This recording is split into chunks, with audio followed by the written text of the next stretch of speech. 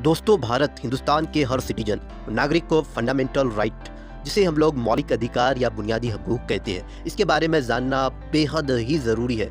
तो आज की इस वीडियो का पहला पार्ट में फंडामेंटल राइट्स के इंट्रोडक्शन को जानेंगे।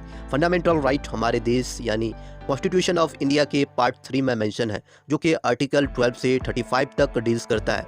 12 से 13 इंट्रोडक्शन को डील्स करता है, 33, 34, 35 में कंक्लूजन है, 14 से 32 मेजरली डिस्क्राइब किया गया है। फंडामेंटल राइट का कंसेप्ट को यूएसए के कॉन्स्टिट्यूशन यानी बिल ऑफ राइट, जिसे यूएसए में कहा जाता है, इससे बोरो किया गया, इससे लिया गया है। हमारे देश का 6 फंडामेंटल राइट है।